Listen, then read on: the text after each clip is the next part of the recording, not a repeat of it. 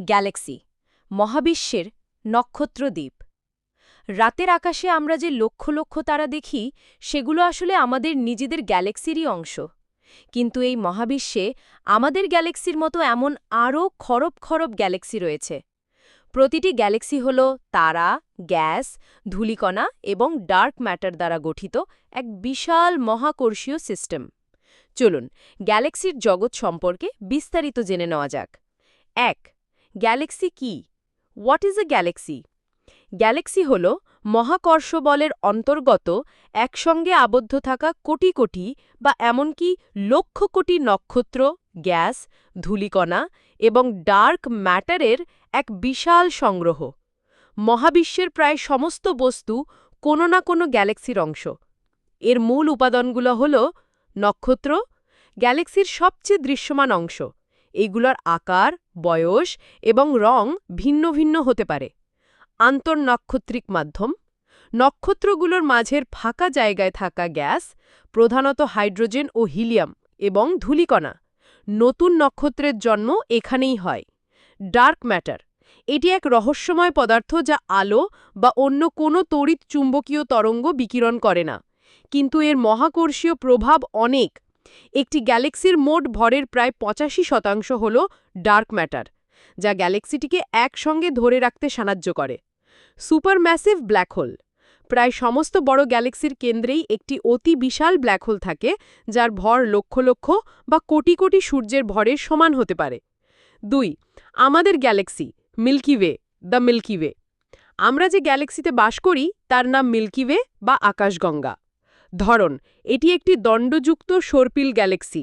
আকার, এর ব্যাস প্রায় ১,০০,০০০ আলোকবর্ষ। নক্ষত্রের সংখ্যা, এতে প্রায় ১০ থেকে ৪০,০০০ কোটি বা ১০০ থেকে ৪০০ কোটি নক্ষত্র রয়েছে। আমাদের অবস্থান, আমাদের সৌরজগৎ মিল্কি ওয়ে গ্যালাক্সির কেন্দ্র থেকে প্রায় ২৬,০০০ আলোকবর্ষ দূরে ওরিয়ন নামক একটি সর্পিল বাহুতে অবস্থিত। কেন্দ্রীয় ব্ল্যাক হোল, মিল্কি ওয়ে গ্যালাক্সির কেন্দ্রে থাকা সুপারম্যাসিভ ব্ল্যাক হোলটির নাম স্যাজিটেরিয়াস এ। ৩. গ্যালাক্সির প্রকারভেদ, টাইপস অফ গ্যালাক্সিজ। জ্যোতির্বিজ্ঞানী এডউইন হাবল গ্যালাক্সিগুলোকে তাদের আকৃতির উপর ভিত্তি করে প্রধানত কয়েকটি ভাগে ভাগ করেছেন। ১. সর্পিল গ্যালাক্সি। এদের কেন্দ্রে একটি উজ্জ্বল বাল্জ বা স্ফীত অংশ থাকে এবং সেখান থেকে সর্পিল বা প্যাঁচানো বাহু বেরিয়ে আসে। এই বাহুগুলোতে প্রচুর গ্যাস ও ধূলিকণা থাকে এবং এখানেই নতুন নক্ষত্রের জন্ম হয়। তাই এই বাহুগুলো বেশ উজ্জ্বল ও নীল রঙের দেখায়। উদাহরণ, আমাদের মিল্কি ওয়ে ও অ্যান্ড্রোমেডা গ্যালাক্সি বা M31। খ. উপবৃত্তাকার গ্যালাক্সি, এলিপ্টিক্যাল গ্যালাক্সি। এদের আকৃতি প্রায় গোলাকার থেকে চ্যাপ্টা উপবৃত্তের মতো হয়। এদের কোনো সর্পিল বাহু থাকে না এবং গ্যাস ও ধূলিকণার পরিমাণ খুব কম। এদের বেশিরভাগ নক্ষত্রই পুরনো এবং লাল রঙের, তাই নতুন তারা জন্মানোর হার প্রায় নেই বললেই চলে। উদাহরণ, মেসিয়ের 87 বা M87। ঘ. লেন্টিকিউলার গ্যালাক্সি। এদের গঠন সর্পিল এবং উপবৃত্তাকার গ্যালাক্সির মাঝামাঝি। এদের কেন্দ্রে একটি বাল্জ এবং একটি চাকতি থাকলেও কোনো স্পষ্ট সর্পিল বাহু থাকে না। এদের মধ্যেও নতুন তারা তৈরির হার কম। ঘ. অনিয়মিত গ্যালাক্সি, ইররেগুলার গ্যালাক্সি। এদের কোনো নির্দিষ্ট আকার বা গঠন নেই। এরা সাধারণত অন্য কোনো বড় গ্যালাক্সির মহাকর্ষীয় টানের কারণে বিকৃত হয়ে এমন আকার ধারণ করে। এদের মধ্যে প্রচুর গ্যাস ও ধূলিকণা থাকে এবং খুব দ্রুত নতুন নক্ষত্র তৈরি হয়। উদাহরণ, লার্জ এবং স্মল ম্যাজেলেমিক ক্লাউড, যারা মিল্কি ওয়ের দুটি উপগ্যালাক্সি। ৪. গ্যালাক্সির জন্ম ও বিবর্তন, ফরমেশন অ্যান্ড এভলিউশন অফ গ্যালাক্সিজ। বিজ্ঞানীদের মতে বিগ বাংয়ের পর মহাবিশ্বের ঘনত্ব সব জায়গায় সমান ছিল না।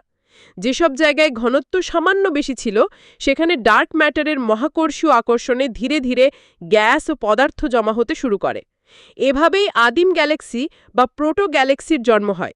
সময়ের সাথে সাথে এই ছোট ছোট গ্যালাক্সিগুলো একে অন্যের সাথে মিলিত হয়ে আরও বড় গ্যালাক্সি তৈরি করে। এই একীকরণ প্রক্রিয়া আজও চলছে। যেমন আমাদের মিল্কি ওয়ে গ্যালাক্সি আগামী প্রায় 450 কোটি বছরের মধ্যে তার নিকটতম প্রতিবেশী অ্যান্ড্রোমেডা গ্যালাক্সির সাথে মিলিত হবে। ৫. গ্যালাক্সি ক্লাস্টার ও মহাজাগতিক জাল। গ্যালাক্সিগুলো মহাবিশ্বে একা একা ভেসে থাকে না। মহাকর্ষের টানে এরা দলবদ্ধভাবে অবস্থান করে। গ্যালাক্সি গ্রুপ, কয়েকটি থেকে কয়েক ডজন গ্যালাক্সির ছোট দলকে গ্রুপ বলে। আমাদের মিল্কি ওয়ে লোকাল গ্রুপ নামক একটি গ্যালাক্সি গ্রুপের সদস্য, যেখানে 50টিরও বেশি গ্যালাক্সি আছে। এর মধ্যে বড় গ্যালাক্সি হল মিল্কি ওয়ে, অ্যান্ড্রোমেডা ও ট্রায়াঙ্গুলাম। গ্যালাক্সি ক্লাস্টার, শত শত বা হাজার হাজার গ্যালাক্সির বিশাল সমাবেশকে ক্লাস্টার বলে। সুপার ক্লাস্টার, অনেকগুলো গ্যালাক্সি গ্রুপ ও ক্লাস্টার মিলে তৈরি হয় সুপার ক্লাস্টার। আমাদের লোকাল গ্রুপটি ভার্গো সুপার ক্লাস্টারের অংশ। এই সুপার ক্লাস্টারগুলো মহাবিশ্বে একটি জালের মতো কাঠামো তৈরি করে, যাকে মহাজাগতিক জাল বা কসমিক ওয়েব বলা হয়।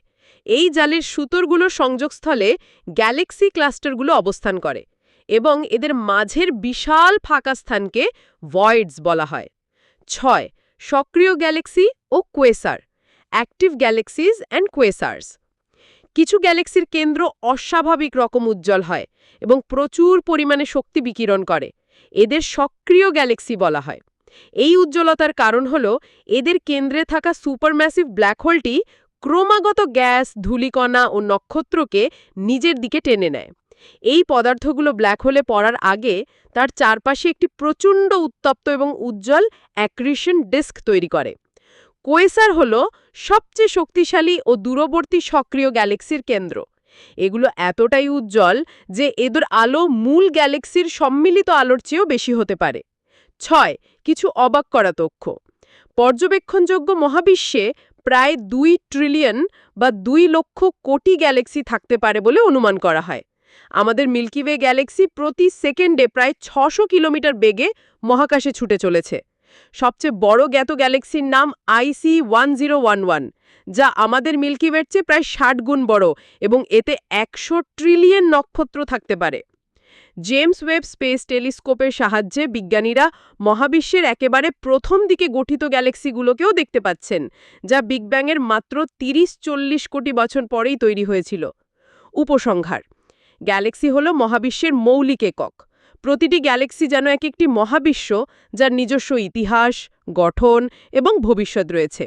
জ্যোতির্বিজ্ঞানীরা আজও নতুন নতুন গ্যালাক্সি আবিষ্কার করছেন এবং তাদের বিবর্তন ও রহস্য উন্মোচনের চেষ্টা করে চলেছেন, যা আমাদের মহাবিশ্ব সম্পর্কে জ্ঞানকে নিরন্তর সমৃদ্ধ করে চলেছে।